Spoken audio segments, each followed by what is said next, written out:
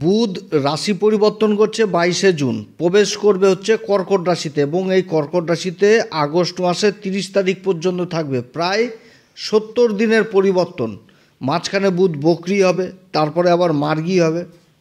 22শে June রাত্রি 9:30 বুধ রাশি পরিবর্তন করছে এবং যে মুহূর্তে রাশি পরিবর্তন করবে তখন অবস্থান করবে হচ্ছে পুনর্বসু নক্ষত্রে, যেটা হচ্ছে দেবগুরু বৃহস্পতির নক্ষত্র, কর্কট রাশিতে।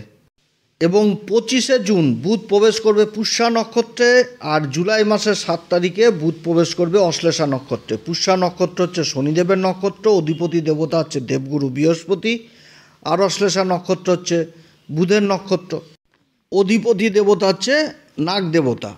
এটা তো হলো 3টি নক্ষত্র অবস্থান। এরপরে হচ্ছে 18ই জুলাই বুধ কিন্তু হয়ে যাবে বক্রি। বক্রি অবস্থায় নিজের নক্ষত্রেই থাকছে অশ্লেষাতে। আর 29শে জুলাই এই বুধ আবার প্রবেশ করবে হচ্ছে পুষ্যা নক্ষত্রে, এই বক্রি অবস্থায়। আবার আগস্ট মাসের 11 তারিখে বুধ কিন্তু মার্গী হবে শনির নক্ষত্রেই, যেটা পুষ্যা নক্ষত্রে, এবং 21শে আগস্ট বুধ প্রবেশ করবে আবার নিজের নক্ষত্র অশ্লেষা নক্ষত্রে। তারপরে 30শে আগস্ট আবার পরিবর্তন। তো প্রায় 70 দিনের পরিবর্তন। তো বুধের এই যে পরিবর্তন হচ্ছে, এই পরিবর্তনে মকর রাশির উপর কী প্রভাব পড়বে এই বিষয়ে আজকে বিশেষভাবে তুলে ধরব। তো যাই হোক, অনুষ্ঠানটি এগিয়ে নিয়ে যাওয়ার পূর্বে সমস্ত দর্শক বন্ধুদের নমস্কার জানাচ্ছি এবং তার সাথে বলবো যারা বহুদিন ধরে অনুষ্ঠান দেখছেন এখনও পর্যন্ত সাবস্ক্রাইব করেননি অবশ্যই সাবস্ক্রাইব করবেন, এই চ্যানেলের সঙ্গে থাকুন, জ্যোতিষীয় সম্পর্কিত অনেক তথ্য জানতে পারবেন। তবে আমি কোনো রকমভাবে কোনো দর্শক বন্ধুকে বিভ্রান্তের মধ্যে রাখতে চাই না। এটা গ্রহের গোচরের উপর একটি সাধারণ আলোচনা, কারো কোনো রকম ব্যক্তিগত কুষ্টি ধরে আলোচনা নয়, এবং এটা চন্দ্র রাশির উপরই আলোচনা করা হচ্ছে। তো বুধের এই পরিবর্তনে অনেকগুলো পরিবর্তন বিগত দিনে হয়েছে এবং এই সময়কালে দীর্ঘদিন 70 দিনের প্রায় পরিবর্তন, অনেক পরিবর্তন আবার দেখতে পাবো। মাঝখানে বুধ আর সূর্যের জুতিও তৈরি হবে এই কর্কট রাশিতে। তো কর্কট রাশিটা হচ্ছে এই মকর রাশির ক্ষেত্রে 7ম ঘর, আর 7ম ঘরে বুধের অবস্থান মানে সত্যি কথা বলতে লাল কিতাব বলে পরশ পাথর। 7ম ঘরে বুধের অবস্থান লাল কিতাব বলে পরশ পাথর, অর্থাৎ সব দিক থেকে উন্নতি, নিজের কাজকর্ম, ব্যবসা বাণিজ্য সব দিক থেকে বিশেষ উন্নতি লাভ। তো মকর রাশির ক্ষেত্রে বুধ হচ্ছে কি, যেরকম 6ষ্ঠ ঘরের অধিপতি সেরকম আবার ভাগ্যের ঘরের অধিপতি। ভাগ্যের ঘরের অধিপতি হয়ে 7ম ঘরে অবস্থান করবে এবং রাশির উপর দৃষ্টি দিবে। রাশিটা হচ্ছে শনির রাশি, শনির সাথে সম্পর্ক হচ্ছে কি পরম মিত্রতা। এবং শনি এই সময় আবার কোথায় অবস্থান করছে, 3য় ঘরে অবস্থান করছে মীন রাশিতে, দেবগুরু বৃহস্পতির রাশিতে। আর দেবগুরু বৃহস্পতি অবস্থান করছে মিথুন রাশিতে, যেটা হচ্ছে বুধের রাশি, আর বুধ অবস্থান করছে দেবগুরু বৃহস্পতির উচ্চ রাশিতে। তাহলে একটা কিন্তু ভালো পরিবর্তনের অনুভব এখানটাতে কিন্তু করাচ্ছে এই প্রকৃতি এই মকর রাশিকে। খুবই সুন্দর পরিবর্তন। এই বুধের পরিবর্তন হবে, তারপরে শুক্রের পরিবর্তন হবে। শুক্রও তো মকর রাশির ক্ষেত্রে কারক গ্রহ, 5ম ঘরের অধিপতি, আবার কর্মের ঘরের অধিপতি হয়ে 5ম ঘরে অবস্থান করবে। এই শুক্র নিজের বিষ রাশিতে ত্রিকোণে অবস্থান করবে। তাহলে দুটি গ্রহের পরিবর্তন কিন্তু মারাত্মক হচ্ছে। তো আজকে বুধের পরিবর্তন নিয়ে আলোচনা করছি, এরপরে শুক্রের পরিবর্তন নিয়ে করব। তারপরে আবার 30 তারিখে এই মঙ্গল আবার নক্ষত্র পরিবর্তন করে নেবে। মঙ্গল চলে আসবে একদম পূর্বা ফাল্গুনী নক্ষত্রে, শুক্রের নক্ষত্রে, যেটা হচ্ছে 8ম ঘর। অনেক পরিবর্তন রয়েছে, যেমন আবার আগস্ট বলছি জুলাই মাসের 13 তারিখে শনিও মার্গী হয়ে যাবে, শনি মার্গী বলছি বক্রি হয়ে যাবে। তারপর জুলাই মাসের 15 তারিখে আবার সূর্য রাশি পরিবর্তন করবে। অনেকগুলো পরিবর্তন রয়েছে, খুবই ভালো পরিবর্তন হতে যাচ্ছে মকর রাশির ক্ষেত্রে। যে কষ্টের দিনগুলো ছিল মকর রাশির, বিগত দিনে যে সমস্যাগুলো ছিল, সেই সমস্যাগুলো থেকে অনেকটা অনেক ভালো এখন পরিবর্তনগুলো দেখা যাচ্ছে মকর রাশির ক্ষেত্রে। বুধের পরিবর্তন হওয়া মানে সাংঘাতিক পরিবর্তন। এই 7ম ঘরে বুধের অবস্থান, 7ম ঘরে কারকই হচ্ছে বুধ আর শুক্র। তো 7ম ঘরে বুধকে বেশি প্রাধান্য দেওয়া হয়, বুধকে পরশ পাথর বলা হয়। সব দিক থেকে উন্নতির যোগ। ভাগ্যের ঘরের অধিপতি, যে ভাগ্যের ঘরের অধিপতি স্বয়ং রাশির উপর দৃষ্টি দিচ্ছে, রাশিকে প্রভাবিত করে দিবে এই সময় বুধ। যে কাজে করবে সেই কাজে যথেষ্ট সফলতা পাবে, যে কর্মই করুক সেই কর্মে যেরকম আয় উন্নতির যোগ, সেরকম মানে সব দিক থেকে উন্নতি। কারণ বুধ হচ্ছে কি ম্যানেজমেন্টের কারক, ব্যবসার কারক, চতুরতার কারক, স্মরণ শক্তির কারক। আর যে নক্ষত্রগুলো পাচ্ছে এই নক্ষত্রগুলোতে অনেক কিছু বুঝাচ্ছে বুধের এই পরিবর্তনে। তো তো 22শে জুন রাত্রি 9:30 বুধ কিন্তু রাশি পরিবর্তন করে চলে আসবে হচ্ছে কর্কট রাশিতে, যেটা সপ্তম ঘর, এবং এই সময় অবস্থান করবে পুনর্বসু নক্ষত্রে। পুনর্বসু নক্ষত্র হচ্ছে দেবগুরু বৃহস্পতির নক্ষত্র। এই নক্ষত্রের অধিপতি দেবতা হচ্ছে অদিতি, মা অদিতি। অদিতিকে সূর্যের হচ্ছে মাতা, এবং এই পুনর্বসু নক্ষত্রের যে সিম্বল সেটা হচ্ছে ধনুষবাণ। ধনুষবাণ আমাদের পুরুষোত্তম, আমাদের আমাদের প্রভু শ্রীরামচন্দ্রের কাঁধেই কিন্তু এই ধনুষবাণ ছিল। আর এই ধনুষবাণ থেকে অনেক কিছু বুঝায় জীবনে। একাগ্রতা জিনিসটাকে বুঝায়, শালীনতা জিনিসটাকে বুঝায়, লক্ষ্যভেদ জিনিসটাকে বুঝায়, ধৈর্য জিনিসটাকে বুঝায়। আর ভাগ্যের ঘরের অধিপতি বুধ এখন অবস্থান করছে দেবগুরু এই বৃহস্পতির এই নক্ষত্র পুনর্বসু নক্ষত্রে। আর স্বয়ং দেবগুরু বৃহস্পতি অবস্থান করছে বুধের রাশিতে। ষষ্ঠ ঘরে বুধের রাশিতে অবস্থান করছে দেবগুরু বৃহস্পতি, অর্থাৎ রাশিকে বিশেষভাবে প্রভাবিত করছে এবং রাশিকে বুঝাচ্ছে এই ভাগ্যের ঘরের অধিপতি যে কোনো কাজ করতে গেলে এখন মাথা ঠান্ডা করে একদম একাগ্রতা নিয়েই কাজ করতে হবে। অপরদিকে শনি যে তৃতীয় ঘরে অবস্থান করছে, শনি কিন্তু আবার এই জিনিসটা বুঝাচ্ছে যে কোনো কাজ করবা সেই কাজের কিন্তু আগেই কাগজপত্র ঠিক রাখবা এবং ক্ষুদ্র থেকে ক্ষুদ্র হিসাব করবা। আর দেবগুরু বৃহস্পতি ষষ্ঠ ঘরে অবস্থান করছে। যত রকম রোগ, যত রকম শত্রু, সবগুলো থেকে দেবগুরু বৃহস্পতির আশীর্বাদে সেগুলো সব কাটবে। সাথে সূর্যদেব অবস্থান করছে দেবগুরু বৃহস্পতির সাথে ষষ্ঠ ঘরে, বিপরীত রাজ্যক, দুটি বিপরীত রাজ্যক। আর মঙ্গল আর কেতু অবস্থান করছে সে অষ্টম ঘরে। শুক্র চলে আসবে পঞ্চম ঘরে। কত সুন্দর পরিবর্তন হচ্ছে। তো যাই হোক, পুনর্বসু নক্ষত্রে যখন থাকবে বুধ, তখন তার শুক্র আসবে না। পরবর্তী পরিবর্তন যখন পুষ্যাতে ঢুকবে তখন শুক্রের অবস্থান হবে পঞ্চম ঘরে। কিন্তু পরিবর্তন হচ্ছে খুবই ভালো পরিবর্তন। রোজগারের ইনকাম বৃদ্ধি পাবে, যে কর্মেই থাকুক। আর্থিক স্থিতিটা যথেষ্ট মজবুত হবে, কিন্তু একটাই শর্ত যে কাজকর্ম করতে হবে একদম একাগ্রতা নিয়ে। একাগ্রতা নিয়েই কাজ করতে হবে। যে কাজ একবার মনস্থির করা হবে সেটাকে প্ল্যান করে নাও, প্ল্যান করে এগিয়ে চলো, কাজ সাকসেস হবে। যারা সরকারি চাকরি বা বেসরকারি কাজের চেষ্টা করছেন তারা একটু ধরাধরি করলে এই সময় যথেষ্ট কাজকর্ম সন্ধান পাবে। কারণ শনির যে অবস্থান এটা ডকুমেন্টেন্সি, কাগজপত্রের ঘরে। আর দেবগুরু বৃহস্পতি আর সূর্য অবস্থান করছে। সূর্য থেকে কি দেখি? প্রশাসন জিনিসটাকে দেখি। দেবগুরু বৃহস্পতি অবস্থান করছে এই ষষ্ঠ ঘরে। ষষ্ঠ ঘরে দেবগুরু বৃহস্পতি অবস্থান করছে, তার পঞ্চম দৃষ্টি কর্মের ঘরে পড়ছে। আর কর্মের ঘরের অধিপতি স্বয়ং শুক্র চতুর্থ ঘরে অবস্থান করছে মেষ রাশিতে, আর নিজের সপ্তম দৃষ্টি দিয়ে কর্মকে দেখছে। অর্থাৎ একটু একাগ্রতা নিলে কাজকর্মের বহু সন্ধান পাওয়া যাবে এবং কাজকর্মক্ষেত্রে বহু অফার পাওয়া যাবে, যা সামাজিক স্তরে সামাজিক পরিচিতি বৃদ্ধি পাবে এই সময়কালে। পয়সা ইনকামের প্রতি একটা বিশেষ ঝোঁক এই সময় তৈরি হবে। অনেক দিক থেকে যারা বাণী সংক্রান্ত কাজের সাথে যুক্ত রয়েছেন, প্রতিভাজনিত কাজের সাথে যুক্ত রয়েছেন, তারা বিশেষভাবে প্রভাবিত হবে এই সময়।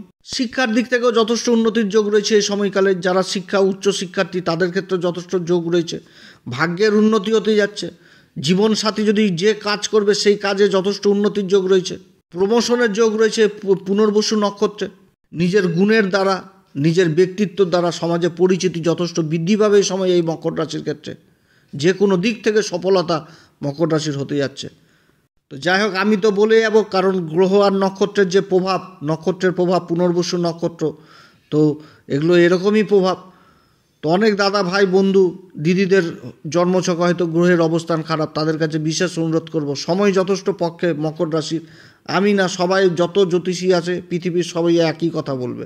অতএব যাদের জন্মছকে গ্রহের অবস্থান খারাপ রয়েছে অবশ্যই আশেপাশের কোনো ভালো জ্যোতিষী, ভালো ব্যক্তি কাছে অবশ্যই পরামর্শ নেবেন। এরপরে অবস্থান করবে 25শে জুন পুষ্যা নক্ষত্রে। পুষ্যা নক্ষত্রে অবস্থান করবে। পুষ্যা নক্ষত্র হচ্ছে শনির নক্ষত্র, আর রাশি হয়ে গেছে মকর। আর পুষ্যা নক্ষত্রের অধিপতি দেবতা হচ্ছে দেবগুরু বৃহস্পতি। তো দেবগুরু বৃহস্পতিও তো আবার এই ষষ্ঠ ঘরে অবস্থান করছে। তো 25 তারিখে পুষ্যাতে ঢুকবে, আর 28 তারিখে শুক্র আবার ঢুকে যাবে পঞ্চম ঘরে। আবার ওদিকে মঙ্গল অষ্টম ঘরে যে অবস্থান করছে, অষ্টম ঘরে মঙ্গলও 30 তারিখে আবার নক্ষত্র পরিবর্তন করে নেবে, পূর্বা ফাল্গুনিতে প্রবেশ করে যাবে। তো শনির নক্ষত্রে থাকবে জুলাই মাসের 7 তারিখ পর্যন্ত থাকবে।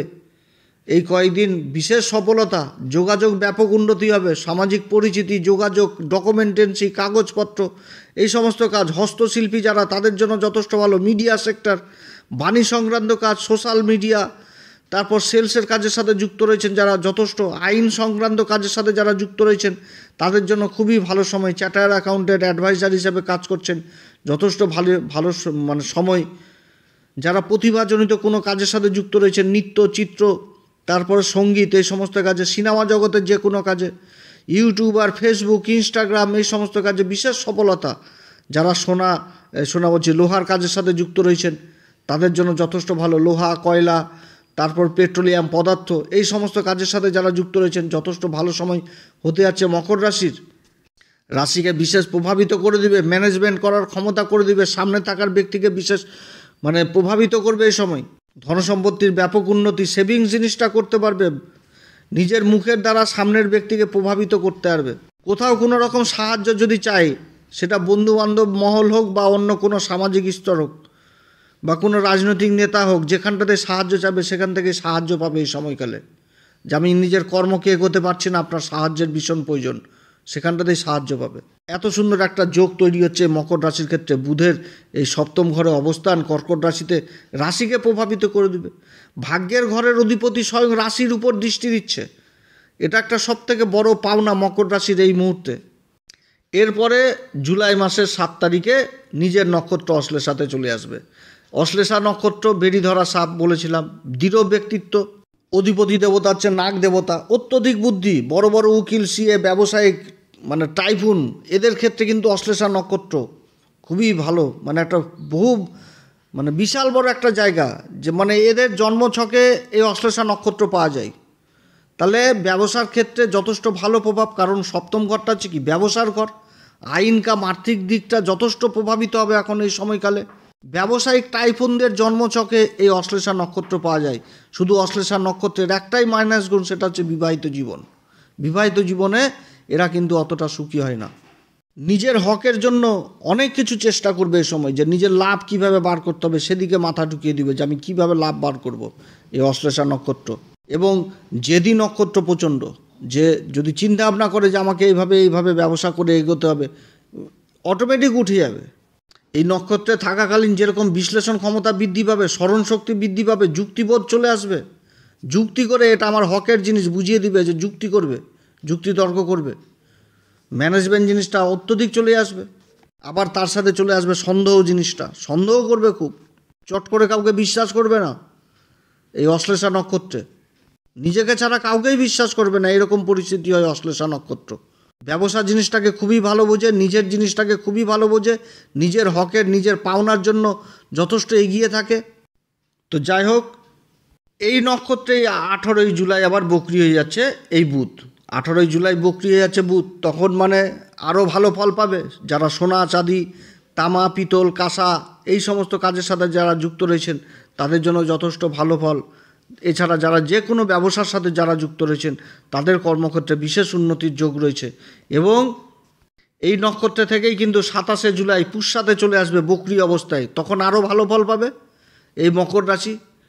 কারণ মাঝখানে আবার শনিদেবও বকরি হয়ে যাচ্ছে, শনিদেব বকরি হয়ে যাচ্ছে মীন রাশিতে। তো বকরি শনি এমনি চেষ্টা বল বৃদ্ধি পেয়ে গেল, তারপর আবার ভাগ্যের ঘরের অধিপতি, তারও চেষ্টা বলে বৃদ্ধি পেয়ে গেল, রাশিকে বিশেষভাবে প্রভাবিত করবে। কারণ বকরি শনির দৃষ্টি তো পড়বে ভাগ্যের ঘরে, অর্থাৎ বকরি শনি বুধের রাশি, মূল ত্রিকোণ রাশি কন্যা রাশিকে দেখবে। আবার ওই কন্যা রাশির অধিপতি স্বয়ং বুধ সপ্তম ঘরে অবস্থান করে, তার দৃষ্টি রাশির উপরে থাকবে। তাহলে কত বড় কত সুন্দর সংযোগ হতে যাচ্ছে এই মকর রাশির ক্ষেত্রে, যেগুলো আশা করি যা লস খেয়েছিল জীবনে, এখনই উঠানোর মূল সময়, মেন সময় এখনই এই মকর রাশির ক্ষেত্রে। খুবই একটা ভালো গ্রহ বুধ বকরি হয়ে যাচ্ছে ব্যবসার ঘরে, ব্যবসা বাণিজ্য আরও ফুলে ফেপে উঠবে, খুবই ভালো একটা জায়গায় যাচ্ছে। কর্মহীনদের কর্মের সংযোগ হবে, যে কাজগুলো হচ্ছিল না, ভিতরে ধরাধরি করেও হচ্ছিল না, সেই কাজগুলো যথেষ্ট ভালো হবে, কাগজপত্রের যথেষ্ট এগিয়ে যাবে। তবে এইখানটাতে একটা জিনিস, সেটা কিন্তু মকর রাশিকে অবশ্যই মনে রাখতে হবে, যে জীবনে ক্ষুদ্র থেকে ক্ষুদ্র হিসাব করতে হবে, এবং যেখানটাতে কাগজপত্রের প্রয়োজন রয়েছে সেই কাগজপত্র অবশ্যই মেনটেন করতে হবে। মুখের কথাতে কোনো রকম কাজ হবে না। আগস্ট মাসের 21 তারিখে বুধ চলে আসবে আবার অশ্লেষা নক্ষত্রে। তার মাঝখানে 11ই আগস্ট বুধ কিন্তু মার্গী হচ্ছে এই পুষ্যা নক্ষত্রেই কিন্তু মার্গী হবে। আর 21শে আগস্ট চলে আসবে নিজের নক্ষত্র অশ্লেষাতে। 21শে আগস্ট থেকে 30শে আগস্ট, এই যে সময়গুলো বললাম, একটা অভূতপূর্ব অবস্থান এই বুধের এই সপ্তম ঘরে, রাশির উপর দৃষ্টি, অর্থাৎ ভাগ্যের ঘরের অধিপতি রাশিকে দেখবে আর রাশির অধিপতি আবার ওই ভাগ্যের ঘরকে দেখবে। কত সুন্দর সংযোগ হতে যাচ্ছে এই সময়কালে মকর রাশির। আর ওদিকে শুক্রেরও পরিবর্তন হয়ে যাবে, পঞ্চম ঘর, কর্মের ঘরের অধিপতি আর পঞ্চম ঘরের অধিপতি পঞ্চম ঘরে ত্রিকোণে অবস্থান করছে। কত সুন্দর একটা গ্রহের মানচিত্র মকর রাশির জন্য তৈরি হচ্ছে। তো যাই হোক, এই যে যখন অবস্থান করবে পুনর্বসু নক্ষত্রে, তাহলে বিশেষ করে নিজের একাগ্রতা কর্মক্ষেত্রে রাখতে হবে। পুষ্যা নক্ষত্রে যখন অবস্থান করবে তখন কাগজপত্র সমস্ত কিছু মেনটেন করতে হবে। অশ্লেষা নক্ষত্রে যখন অবস্থান করবে বুধ, তখন নিজের হক জিনিসটা যথেষ্ট বৃদ্ধি পাবে এই মকর রাশির ক্ষেত্রে। এই সময়কালে মকর রাশি কোন উপাচার করবে? প্রত্যেক দিন হনুমান চল্লিশা, বজরংবাণ, শ্রীরাম সীতার প্রণাম মন্ত্র সহকারে পাঠ করবে। এছাড়া যারা গুরুর দীক্ষা নেননি অবশ্যই গুরুর দীক্ষা নেবে। সূর্যদেবকে অর্ঘ্য দিবেন প্রত্যেক দিন, সূর্যদেবকে প্রত্যেক দিন অর্ঘ্য দিবেন। পিতার আশীর্বাদ, পিতার ব্লেসিং, মাতার আশীর্বাদ, মাতার ব্লেসিং নিয়ে যে কোনো কর্ম শুরু করবেন তাতে যথেষ্ট সফলতা পাওয়া যাবে। আর বিশেষ করে যারা আগুনের কাজের সাথে এবং ব্যাটারিজনিত কাজের সাথে যুক্ত রয়েছেন তারা কিন্তু বিশেষ সাবধান। এই যতক্ষণ পর্যন্ত এই মঙ্গল ওই অষ্টম ঘর থেকে বের হচ্ছে না ততদিন পর্যন্ত এই সময়কালে এই দিক থেকে বিশেষ সাবধানে থাকতে হবে। এবং তার সাথে বলবো, মা ভগবতী মাকে অবশ্যই লাল পুষ্প অর্পণ করবেন। 7 বছরের নিচের কন্যাদেরকে বিশেষ স্নেহ করবেন। প্রয়োজন পড়লে তাদের পা ছুঁয়ে আশীর্বাদ নেবেন। কোনো গিফট, কোনো উপহার এই সমস্ত দিবেন 7 বছরের নিচের কন্যাদেরকে। যথেষ্ট ভালো ফল এই সময় পাওয়া যাবে। তো অনেক কথা আলোচনা করলাম। যদি পরামর্শ সত্যিই ভালো লাগে তাহলে নিজের ভেবে অবশ্যই অ্যাস্ট্রো এসএম বাংলা চ্যানেলকে সাবস্ক্রাইব করবেন। আপনারা সবাই ভালো থাকেন। এরপরে আবার আসবো একটি নতুন পর্ব নিয়ে। ঈশ্বর আপনাদের সবার মনস্কামনা পূর্ণ করুক। ঈশ্বর আপনার এবং আপনার ফ্যামিলির প্রত্যেকটা মেম্বারের উপর যেন তার কৃপা দৃষ্টি সবসময় বজিয়ে রাখে, এটাই প্রার্থনা করছি। নমস্কার, ধন্যবাদ।